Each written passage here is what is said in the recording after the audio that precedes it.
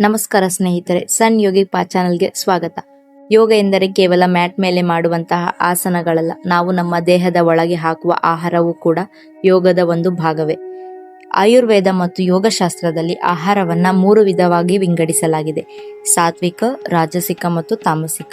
ಇವತ್ತು ನಾವು ಮನಸ್ಸನ್ನ ಶಾಂತವಾಗಿ ಮತ್ತು ದೇಹವನ್ನ ಆರೋಗ್ಯವಾಗಿಡುವಂತಹ ಸಾತ್ವಿಕ ಆಹಾರದ ಬಗ್ಗೆ ಸಂಪೂರ್ಣವಾಗಿ ತಿಳಿಯೋಣ.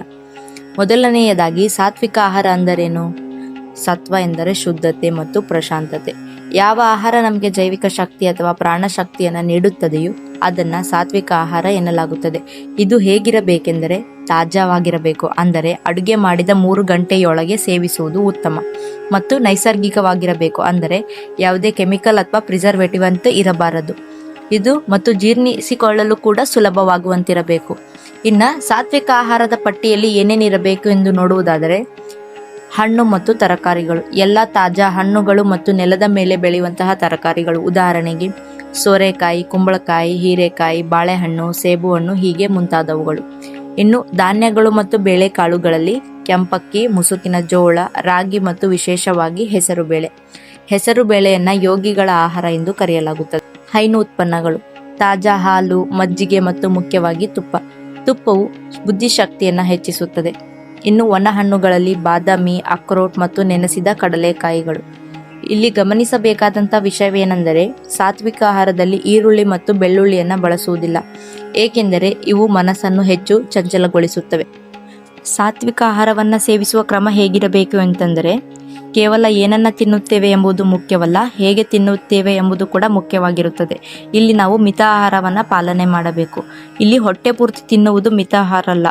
100ರಲ್ಲಿ ಅರ್ಧ ಭಾಗದಷ್ಟು ಆಹಾರವನ್ನು ಸೇವಿಸಬೇಕು. ಇನ್ನು 1/4 ಭಾಗ ನೀರನ್ನು ಕುಡಿಯಬೇಕು ಮತ್ತು 1/4 ಭಾಗವನ್ನು ಗಾಳಿ ಆಡಲು ಜಾಗವನ್ನು ಬಿಡುವಂಥದ್ದು. ಇನ್ನು ಕೃತಜ್ಞತೆ ಸಲ್ಲಿಸುವಂಥದ್ದು. ಊಟ ಮಾಡುವ ಮೊದಲು ನಮಗೆ ಆಹಾರವನ್ನು ನೀಡುವಂತಹ ಪ್ರಕೃತಿಗೆ ಧನ್ಯವಾದ ಹೇಳಿ ದೇವರಿಗೆ ನೈವೇದ್ಯವನ್ನು ಅರ್ಪಿಸಿ ತಿನ್ನುವುದು ಸಾತ್ವಿಕದ ಒಂದು ಪದ್ಧತಿ. ಮತ್ತು ಊಟವನ್ನು ಮೌನವಾಗಿ ಮಾಡುವಂಥದ್ದು, ಅಂದರೆ ಯಾವುದೇ ಟಿವಿ, ಮೊಬೈಲ್ ನೋಡುತ್ತಾ ಊಟವನ್ನು ಮಾಡಬಾರದು. ಇಲ್ಲಿ ಆಹಾರದ ರುಚಿಯನ್ನ ಆಸ್ವಾದಿಸುತ್ತಾ ಆಹಾರವನ್ನು ಸೇವಿಸುವಂಥದ್ದು. ಹಾಗಾದರೆ ಸಾತ್ವಿಕ ಆಹಾರವನ್ನು ಸೇವಿಸುವುದರಿಂದ ಆಗುವಂಥ ಲಾಭಗಳೇನು? ನೀವು ಸಾತ್ವಿಕ ಆಹಾರಕ್ಕೆ ಬದಲಾಗಿರುವುದೇ ಆದರೆ ನಿಮ್ಮ ಜೀವನದಲ್ಲಿ ಈ ಒಂದು ಅದ್ಭುತ ಬದಲಾವಣೆಗಳಾಗುತ್ತವೆ. ಅವುಗಳೆಂದರೆ ಮಾನಸಿಕ ಶಾಂತಿ, ಅನಗತ್ಯ ಆತಂಕ, ಕೋಪ ಮತ್ತು ಒತ್ತಡ ಕಡಿಮೆಯಾಗುತ್ತದೆ. ಹೆಚ್ಚಿನ ಚೈತನ್ಯ, ದಿನವಿಡೀ ಸುಸ್ತಾಗದೆ ಕೆಲಸ ಮಾಡಲು ಬೇಕಾದ ಸ್ಥಿರವಾದ ಶಕ್ತಿಯು ಸಿಗುತ್ತದೆ. ತೀಕ್ಷ್ಣವಾದ ಬುದ್ಧಿ, ನೆನಪಿನ ಶಕ್ತಿ ಮತ್ತು ಏಕಾಗ್ರತೆ ಹೆಚ್ಚುತ್ತದೆ.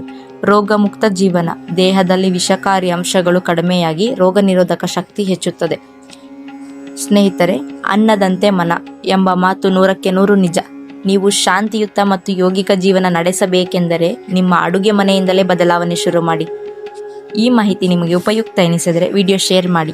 ಮುಂದಿನ ವಿಡಿಯೋದಲ್ಲಿ ರಾಜಸಿಕ ಮತ್ತು ತಾಮಸಿಕ ಆಹಾರಗಳ ಬಗ್ಗೆ ತಿಳಿಯೋಣ. ಅಲ್ಲಿಯವರೆಗೂ ಆರೋಗ್ಯವಾಗಿರಿ. ಧನ್ಯವಾದಗಳು. ಇನ್ನೂ ಹೆಚ್ಚಿನ ಮಾಹಿತಿಗಾಗಿ ಸನ್ ಯೋಗಿಕ್ ಪಾತ್ ಯೂಟ್ಯೂಬ್ ಚಾನಲನ್ನು ಸಬ್ಸ್ಕ್ರೈಬ್ ಮಾಡಿ.